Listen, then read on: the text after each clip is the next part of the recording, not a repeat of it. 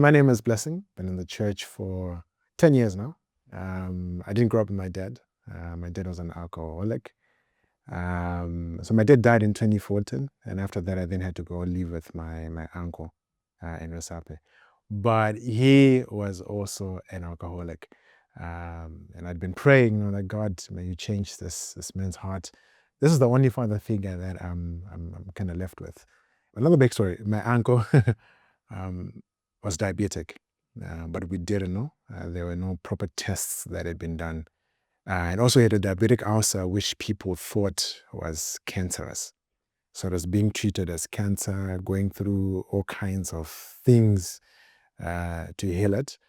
And it it was futile. Nothing happened.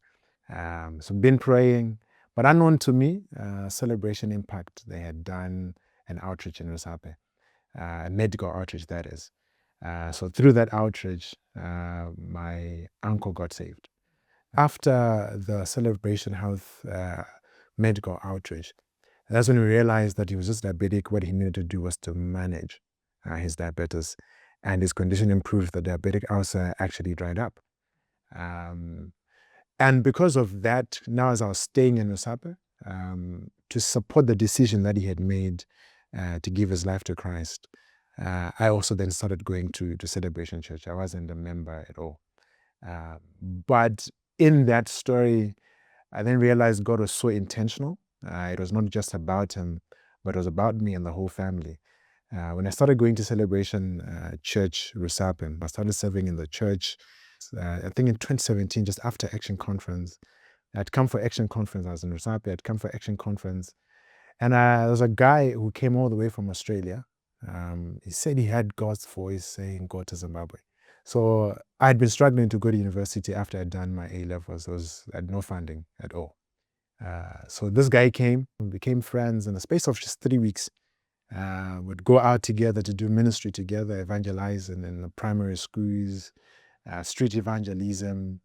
But in that friendship that we developed, he then asked me, what is it that I wanted to do? Then I told him I wanted to go to university, but I was stuck. So I was just serving in the church and just waiting on God. And he then said, "You know what? I feel like you're the reason why I came to Zimbabwe.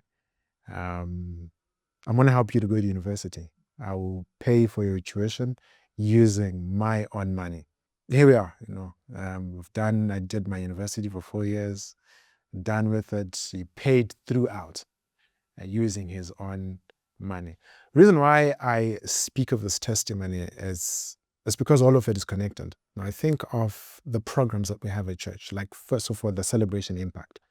I think sometimes when you've been in the church for too long, you think, oh, another initiative we have to give. But it changes people's lives. My family has been changed. My uncle got saved through a medical outreach. His medical condition even improved. I personally have been impacted, and I'm also impacting, I can't say many, but I'm impacting those that God has sort of entrusted to me.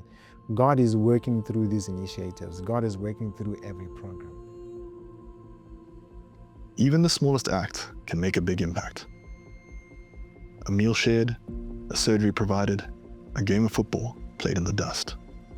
This year, stories like Blessings have reminded us why this work matters. Because behind every outreach, every program, and every act of generosity, there is a life being changed. And through the work of Celebration Ministries, that impact continues to grow. Through Compassion Ministries, we continued our work in orphan care, prison ministry, community development, and practical support for vulnerable families. This year, we relaunched our discipleship program for female inmates at Chikurubi Maximum Security Prison, while continuing discipleship groups for male prisoners. Over 1,600 prisoners gave their life to Christ. In our communities, we continued weekly food distributions, walk-in ministry support, and microfinancing initiatives. We have also continued caring for our celebrated children at our Iverdale Celebrated Children's Home, providing support, stability, and a reminder that they are seen, known, and loved. A major project this year has been our Kadoma halfway home. Over the past year, we have been renovating the home to prepare it as a place where older children can transition into adulthood with dignity, learning agricultural, vocational, and life skills that will help prepare them for the future. Through Celebration Health, over $300,000 worth of free surgeries were provided to people who otherwise may not have had access to the care they need. One of the most significant milestones of the year was the successful delivery of a 20-foot medical container valued at $66,000 to Mutare, filled with much-needed equipment and supplies for Victoria Chitepo Hospital. Through Soccer for Souls, we saw the power of sport become a doorway for ministry. Last year, Soccer for Souls hosted 3 tournaments, impacting entire communities through football, mentorship, and the gospel. This year, our goal is to expand into new areas and strengthen the discipleship happening around these events.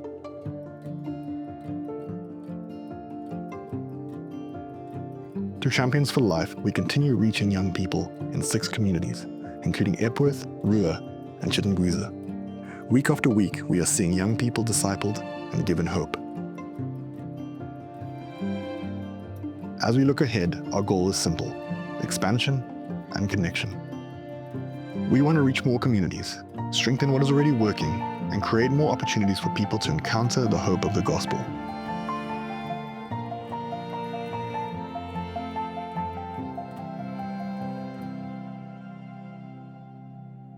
But we can't do it alone. You can be part of this story in 3 ways. Number 1, pray. Pray for our teams, our programs, and the people we serve. Number 2, follow. Join the newsletter, follow our social media pages, and share the stories of hope.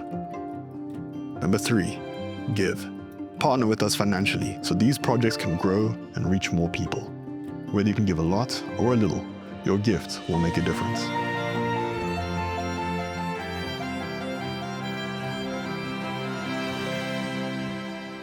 Join us in making an impact.